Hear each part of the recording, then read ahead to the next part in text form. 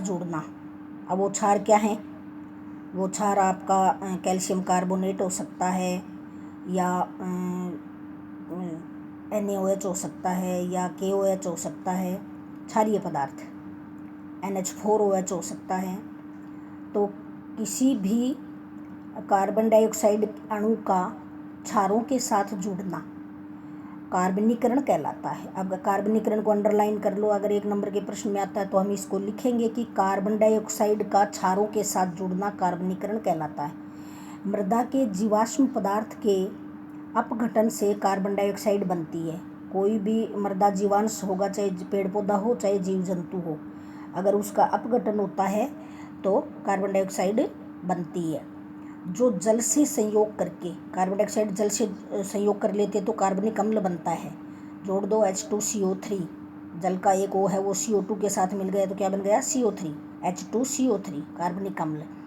अब ये कार्बनिक अम्ल है, ये कैल्शियम कार्बोनेट जो कि कहाँ है?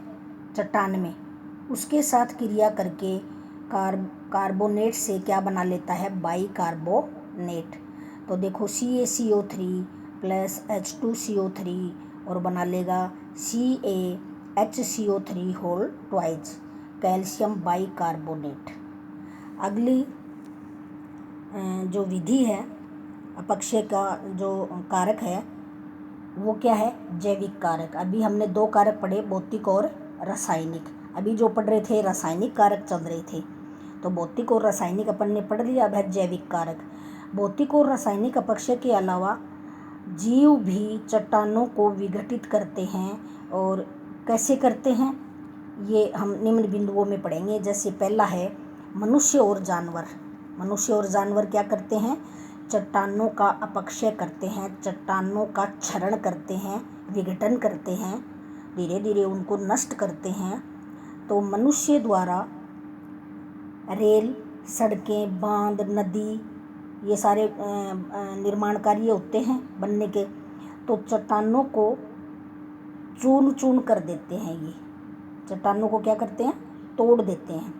इसी कारण बड़ी चट्टानें छोटे छोटे टुकड़ों में टूट जाती है, और इस प्रकार चिड़िया और कीड़े आदि भी चट्टानों में अपने छिद्र या बिल बना लेते हैं, जैसे चित्र में दिखाया गया है। जिससे चट्टानें क्या हो जाती हैं? कमज़ोर हो जाती हैं और कमज़ोर होकर टूटने लग जाती हैं। तो जानवरों द्वारा चट्टानों के अपक्षय के ये छिद्र बने हुए हैं। उसके बाद में है पौधों का प्रभाव, यानी पौधे भी अपक्षय में प्रभाव डालते हैं। क्योंकि पौधों की जड़ें कहाँ, जैसे पहाड़ी एरिया में कोई पौधा खड़ा है तो उसकी जड़ें, वहाँ मिट्टी कहाँ से आएगी? पहाड़ों में जाएंगी उसकी जड़ें। तो पौधों की जड़ें जब चट्टानों में प्रवेश करती हैं तो उन पर दाब फलस्वरूप चट्टानें टूट जाती है। जड़ का दबाव लगता है और दबाव से वो चट्टानें टूट जाती है। आपने देखा होगा अपने आसपास के भवन में कहीं भी कोई पेड़ की जड़ चली जाती है तो उसकी दीवार को वो पूरा तोड़ देती है, गिर जाती है, दीवार फट जाती है। इन चट्टानों में दरारें आ जाती हैं और ये जड़ें हैं, ये कार्बनिक अम्ल का निर्माण करती हैं, जिससे चट्टानें अपघटित हो जाती हैं। कैसे करती हैं कार्बनिक अम्ल का? जड़ों में क्या होता है? पानी होता है, और पानी से कार्बन डाइऑक्साइड जुड़ करके क्या बना लेती है? कार्बनिक पदार्थ बना लेती है, और वो कार्बनिक अम्ल अपना क्या है? H2CO3। तो देखो पौधे की जड़ें हैं वो भी चट्टानों का अपक्षय कर रही हैं। दिख रहे हैं आपको पेड़ खड़े हैं पहाड़ों पे। फिर है सूक्ष्म जीव हैं, वो भी चट्टानों को अपक्षित या विघटित करते हैं। जैसे बैक्टीरिया है, फंगस है, एक्टिनोमाइसिटीज हैं, सूक्ष्म जो जीव हैं। और चट्टानों और खनिजों के भोजन संश्लेषण के लिए ये पोषक तत्व लेते रहते हैं।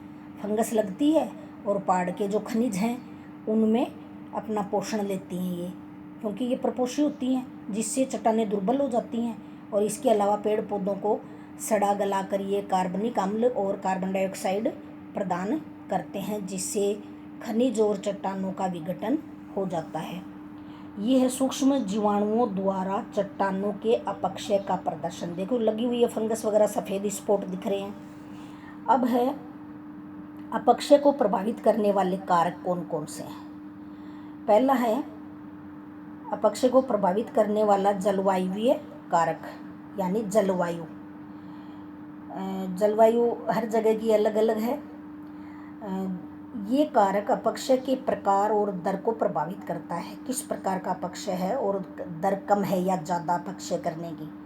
शुष्क दशाओं में भौतिक अपक्षय अधिक होता है, सूखा होता है तब अपक्षय ज़्यादा होता है, जिसके कारण खनिजों का आकार घट जाता है और उसकी सतह का क्षेत्रफल बढ़ जाता है। खनिज घट जाते हैं तो ये चट्टान है ये बढ़ जाएगी और नमी की मात्रा बढ़ने से रासायनिक अपक्षय अधिक होता है। आर्द्र क्षेत्रों में, आर्द्र का मतलब है गीलापन जहाँ हो, नमी जहाँ हो, वहाँ रासायनिक अपक्षय अधिक होता है। कुछ तो फंगस वगैरह लग जाती है उसमें और कुछ जलवायु कारक है वो प्रभावित करता है। फिर है दूसरा भौतिक गुण। भौतिक गुण का मतलब है कि खनिज का आकार, कठोरता और सेमेंटीकरण आदि अपक्षय को प्रभावित करते हैं। महीन आकार के खनिजों का अपघटन मोटे आकार की अपेक्षा अधिक होता है और एक कठोर खनिज जैसे कि क्वार्ट्जाइट है, ये भौतिक अपक्षय है, इसका मंद गति से होता है। फलस्वरूप रासायनिक अपक्षय भी कम क्षेत्रफल के कारण धीरे होता है। फिर है रासायनिक एवं संरचनात्मक गुण। एक खनिज के अपक्षय की दर उसके आकार पर निर्भर करती है, रासायनिक और क्रिस्टलाभ गुणों पर कि कैसा क्रिस्टल बन रहा है उसका, उस पर निर्भर करता है।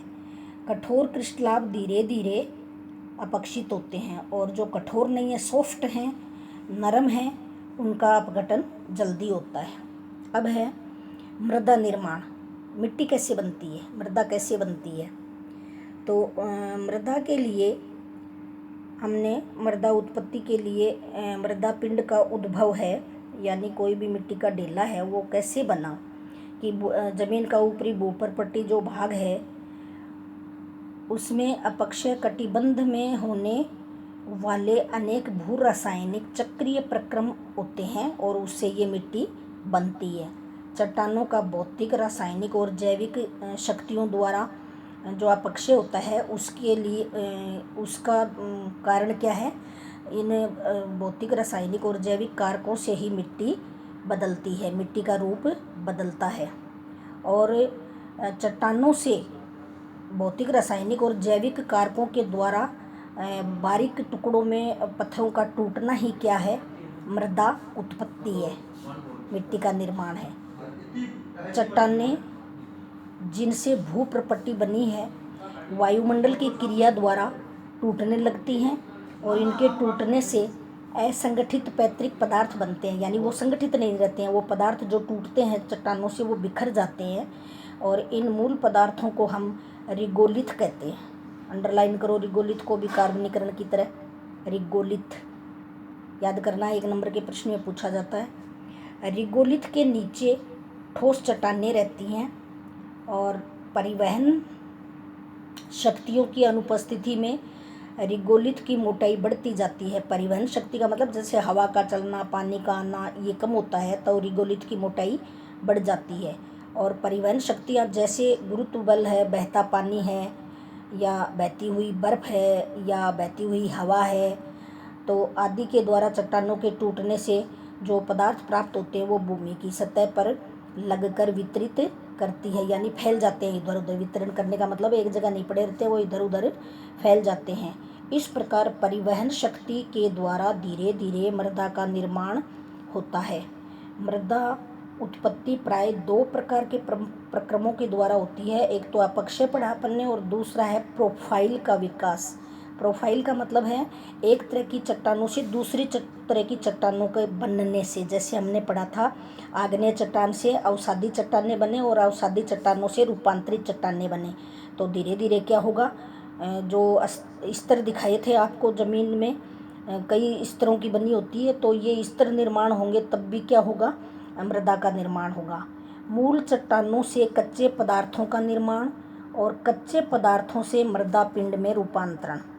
पहली प्रावस्था विखंडन तथा विच्छेदन की विनाशकारी प्रावस्था है। कौन सी? मूल चट्टानों से कच्चे पदार्थ, यानी वहाँ विखंडन होता है, टूटता है पत्थर चट्टान, तब जाकर मिट्टी बनती है। जबकि बाद वाली प्रावस्था प्रोफाइल वाली वो है संश्लेषण की, क्योंकि वो लवण पृथ्वी की सतह में नीचे रिसते जाते हैं और चट्टानें, उनके इकट्ठा होने से चट्टानें बनती हैं। तो एक तो है विखंडन की, दूसरी है संश्लेषण की। तो निर्माणकारी प्रावस्था है दूसरी। मृदा निर्माण की दोनों प्रावस्थाएं भौतिक, रासायनिक और जैविक कारकों द्वारा ही संपन्न होती है। ये हमने पढ़ ही लिया पहले। इन अपक्षय प्रक्रमों के फलस्वरूप मृदा की भौतिक संरचना बदल जाती है। मृदा संहति में समस्त परतों का विकास होता है और इसे हम मृदा प्रोफाइल कहते हैं। इसलिए मृदा प्रोफाइल का विकास ही मृदा की उत्पत्ति है।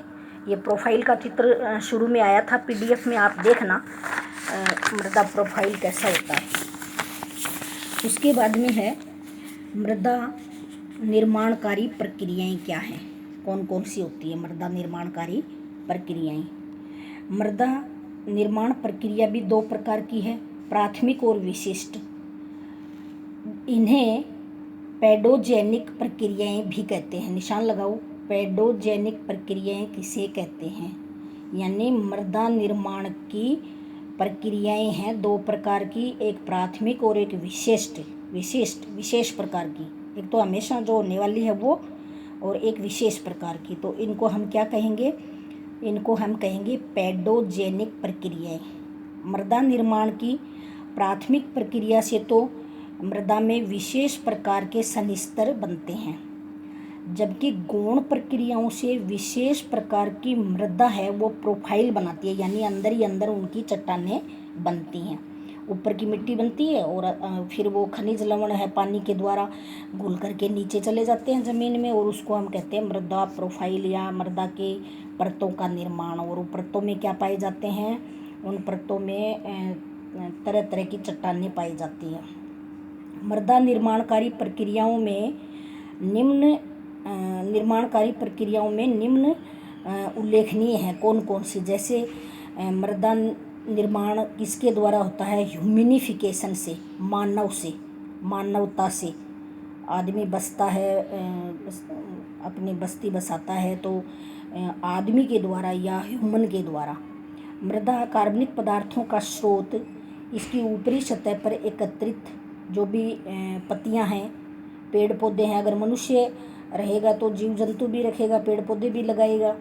अन्य भाग एक मृतक जंतु हैं।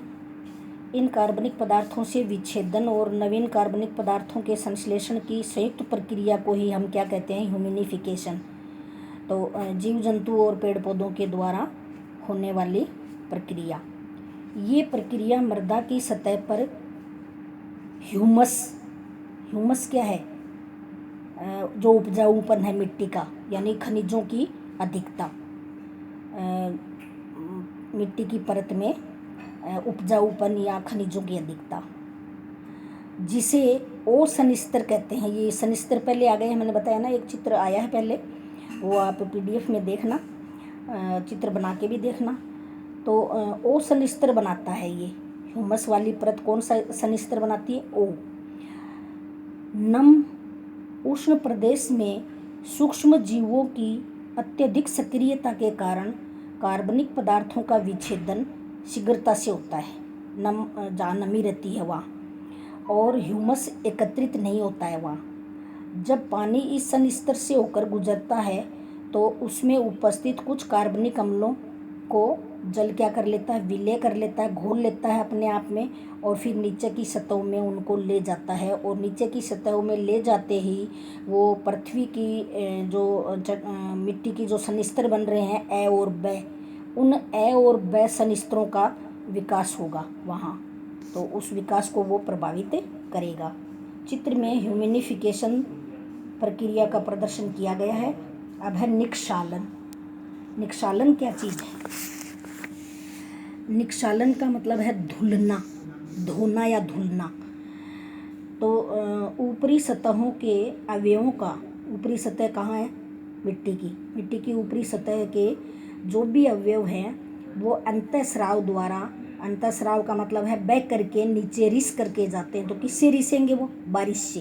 बारिश का पानी होगा ज़मीन पे, या मान लो सिंचाई वाली भूमि है तो उसमें सिंचाई का पानी आ रहा है, तो उस ज़मीन के ऊपरी परत में जितने भी लवण हैं वो पानी में घुलेंगे, और पानी में घुल करके वो ज़मीन में नीचे की सतहों में धीरे धीरे जाएंगे। छन छन के मोटे जो लवण के अणु है वो रह जाएंगे, बारीक बारीक है वो पहले चले जाएंगे, और इस प्रक्रिया को हम कहते हैं निक्षालन, धुलना। निक्षालन का अर्थ है धुलाई होने से। ऊपरी सतह पर निक्षालन सनिस्तर भी कहा जाता है, निक्षालित सनिस्तर ऊपरी स्तर को। और आर्द्र जलवायु वाले स्थानों में सिलिका है SiO2, वो निक्षालित होकर के या छन करके निम्न सनिस्तरों में निक्षालित हो जाती है, और क्ले ए सनिस्तर से बी सनिस्तर में एकत्रित हो जाती है। वो मिट्टी है जो बारीक कणों वाली है वो ए सनिस्तर से किस में चले जाती है? ए से बी में। फिर है निक्षेपण। निक्षेपण का मतलब होता है जमना, एक जगह इकट्ठा हो जाना। कार्बनिक और अकार्बनिक अवयवों का निचले सनिस्तरों में पहुंचकर जम जाना निक्षेपण कहलाता है। निक्षालन, निक्षेपण, ये जो नए टेक्निकल नाम आ रहे हैं इनको याद रखना है। तो नीचे के सनिस्तरों में पहुंचकर ये जमा हो जाते हैं, उसको हम निक्षेपण कहते हैं। निक्षेपण का अर्थ है धुला हुआ, धुला हुआ या धुल करके नीचे जमना। इस सनिस्तर को निक्षेपण सनिस्तर भी कहते हैं। इस प्रक्रिया में क्ले, एल्यूमिनियम, आयरन इत्यादि बी सनिस्तर में इकट्ठे हो जाते हैं। कौन कौन से तत्व? एल्यूमिनियम और आयरन, लोहा और एल्यूमिनियम। फिर है पोडजोलीकरण। पोडजोलीकरण इस प्रक्रिया में ह्यूमस और सेस्फी ऑक्साइड ऊपरी सतह से बढ़कर नीचे के सनिस्तर में जमा हो जाते हैं, और ठंडे तथा नम प्रदेशों में ये प्रक्रिया ज़्यादा होती है पोडजोलीकरण की। इस प्रक्रम में पोडजोल शब्द, जो कि रूसी भाषा का एक शब्द है, उसे लिया गया है। और पोडजोल का मतलब है बहुत बारीक छना हुआ रफ़ी जैसा, जैसे गर्मियों में वो मिट्टी उड़ के आती है ना बहुत काली काली सी अलग से, तो वैसे, तो उसको हम बोलेंगे राख जैसा पदार्थ। तो वो राख जैसा पदार्थ धीरे धीरे नीचे जमता है। संपूर्ण सोलम का निक्षालन होने से पूरे क्षार निष्कासित हो जाते हैं, और मृदाएं हैं या मिट्टी है वो अम्लीय बन जाती है सिलिका के कारण, और ये प्रक्रम ठंडे प्रदेशों में ज़्यादा होता है। फिर है लेटराइजेशन। लेटराइजेशन क्या है? एल्यूमिनियम ऊपरी सतह में रहते हैं। कौन कौन? आयरन और एल्यूमिनियम, Fe और Al, और सिलिका नीचे के सनिस्तर में चली जाती है। इसमें बनने वाली मृदाएं अम्लीय होती हैं। लेटराइट शब्द का लैटिन भाषा से लिया गया है ईंट के समान लाल रंग होना, और ये लाल रंग असनिस्तर से फेरिक ऑक्साइड की अधिकता होने के कारण है, जिसको हम Fe2O3 को क्या कहते हैं? हीमेटाइड या लोहे का अयस्क। ये मृदाएं उष्ण और अर्ध उष्ण प्रदेशों में पाई जाती हैं, गर्म प्रदेशों में, या थोड़ा गर्म हो या बहुत गर्म हो, ऐसी वाली मिट्टी लेटराइट। जहाँ उच्च तापमान हो और भारी वर्षा लगातार होती रहती हो, वहाँ मृदाओं में कार्बनिक पदार्थ और मौलिक चट्टानों का अपक्षय निक्षालन अधिक होने से सिलिका क्षारीय पदार्थ निक्षालित होकर के निम्न स्तर में चले जाएंगे। असनिस्तर में सेस्क्वी ऑक्साइड की या आयरन ऑक्साइड की अधिकता हो जाती है, और जिससे मृदा का रंग लाल से बादामी हो जाता है। अब है कैल्सीकरण या कैल्सिफिकेशन। क्या है? कैल्सी का मतलब है कैल्शियम का। तो मृदा के ऊपरी सनिस्तरों में कैल्शियम कार्बोनेट COCO3 के संचलन अथवा अवक्षेपण प्रक्रिया को, अवक्षेपण का मतलब ऊपर ऊपर इकट्ठा हो जाना, क्या? कैल्शियम कार्बोनेट, इसको हम कैल्सीकरण कहते हैं। इसमें कैल्शियम कार्बोनेट के संचयन से कैल्सी सनिस्तर का निर्माण होता है, और जब जड़ों के पास कार्बन डाइऑक्साइड होती है और पानी या नमी उसको मिल जाती है तो ये कैल्शियम से क्रिया करके क्या बना लेते हैं, चूना पत्थर या कैल्शियम कार्बोनेट बना लेते हैं। जैसे ये घुल रही है पहले कार्बन डाइऑक्साइड जल में, तब तो बन गया कार्बनिक अम्ल H2CO3, फिर ये H2CO3 है, ये कैल्शियम आयन इसके ज़मीन में है पहले से और कार्बनिक अम्ल उनसे क्रिया कर लेगा तो कैल्शियम बाइकार्बोनेट बन जाएगा और हाइड्रोजन निकल जाएगी। फिर कैल्शियम बाइकार्बोनेट है वो कार्बन डाइऑक्साइड से फिर क्रिया कर लेगा तो कैल्शियम कार्बोनेट और जल और आपका ये कार्बन डाइऑक्साइड वापस बन जाएगा। देखो कार्बन डाइऑक्साइड क्रिया कर रही है और कार्बन डाइऑक्साइड वापस भी निकल रही है, ये तो कैल्शियम कार्बोनेट बन जाता है। इन मृदाओं का निर्माण अधिक शुष्क और कम वर्षा वाले स्थानों से ही होता है, जहाँ घुलनशील भस्म निक्षालित होकर के नीचे के संस्तरों में चली जाती है। अब इससे बिल्कुल उल्टा होगा, जैसे हमने ये पढ़ा है ना कैल्सिफिकेशन, इससे बिल्कुल उल्टा है डीकैल्सिफिकेशन। जैसे ये वाली अभिक्रिया पहले लिख दो, जैसे हमने लिखा कैल्शियम कार्बोनेट तो बन क्या जाएगा, ये बन जाएगा डीकैल्सिफिकेशन में। तो देखो यहाँ मृदा संस्तरों में से कैल्शियम कार्बोनेट का पूर्ण रूप से निष्कासन होता है और जो मृदा का संस्तर है, परत है, उसमें से कैल्शियम कार्बोनेट का निकलना ही डीकैल्सिफिकेशन कहलाता है। बनना तो कैल्सिफिकेशन और निकलना डीकैल्सिफिकेशन। तो कैल्शियम कार्बोनेट और जल और कार्बन डाइऑक्साइड क्या बनाती है, कैल्शियम बाइकार्बोनेट। उसके बाद अगला बिंदु है लवणीकरण। लवणीकरण इस प्रक्रम में मृदा के ऊपरी सन स्तर अथवा पृष्ठ सन स्तर में घुलनशील लवण, या तो ऊपर या अंदर के पृष्ठ में घुलनशील लवण है, वो विशेष रूप से सोडियम के क्लोराइड और सल्फेट इकट्ठे हो जाते हैं, सोडियम के या तो क्लोराइड या सल्फेट, और ये लवण सफ़ेद परत के रूप में मिट्टी के ऊपर जम जाते हैं। ये मृदा में जल स्तर का ऊंचा होना, जल निकास का उपयुक्त न होना, मतलब उस ज़मीन में से या तो जल इकट्ठा हो जाए, निकले ही नहीं तब होता है, या सिंचाई जल में घुलनशील लवणों की अधिकता होना। ऐसी मिट्टी जिसमें सिंचाई होती रहती है, खेत हैं और उनमें सिंचाई होती रहती है तो इन लवणों की अधिकता हो जाती है, इसी कारण लवणीय मृदा बन जाती है, वहाँ लवणों की अधिकता हो जाती है। मिट्टी कैसी हो गई, लवणीय।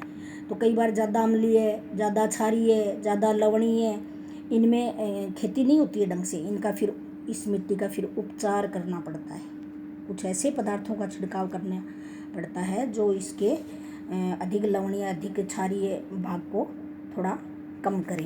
अब है पेडोटर्बेशन। पेडोटर्बेशन ये नए टेक्निकल वर्ड हैं, सारे एक एक नंबर के प्रश्न में कुछ भी आ सकता है, इनमें से इस चैप्टर में से कोई एक दो छोटे प्रश्न आएंगे तो वो इन टेक्नोलॉजी जो वर्ड आए हैं आपके, इनमें से बनता है। जैसे पेडोटर्बेशन किसे कहते हैं, इतना ही बनेगा। मृदा के विभिन्न विकसित या दो चार नाम दे दिए 2 नंबर के प्रश्न में और टिप्पणी लिखनी आ गई। कैल्सिफिकेशन है, डीकैल्सिफिकेशन है, या ह्यूमिनिफिकेशन है, या लेटराइजेशन है, या पोडजोलीकरण है, या पेडोटर्बेशन है। तो मृदा के विभिन्न विकसित संस्तरों का आपस में मिश्रित होकर मृदा का निर्माण होता है और ये प्रक्रिया मतलब 2-4 स्तर हैं वो मिल जाते हैं और फिर वो स्तर मिल करके क्या करते हैं, मिट्टी का निर्माण करते हैं, इसको पेडोटर्बेशन कहते हैं। सभी मृदाओं में विभिन्न संस्तरों का सम्मिश्रण होता है। ये क्रिया जंतुओं द्वारा होती है, दीमक द्वारा होती है, केंचुए द्वारा, चींटी द्वारा एवं गाद बनाने वाले जंतु, वनस्पतियों व क्ले के संकुचन और फूलने के कारण मिश्रण होता है इसका, या तो मिट्टी फूल जाए या मिट्टी संकुचित हो जाए। अब आगे हम पढ़ेंगे कि मृदा निर्माण को प्रभावित करने वाले कारक कौन कौन से हैं। तो मृदा निर्माण को प्रभावित करने वाले कारक 2 तरह के हैं, तो सक्रिय कारक है, एक निष्क्रिय कारक है। तो ये कल हो जाएगा दूसरे लेसन में, देखती हूँ आज होगा या कल होगा। आप तो ये पूरा पढ़ना ध्यान से, PDF में से याद करना।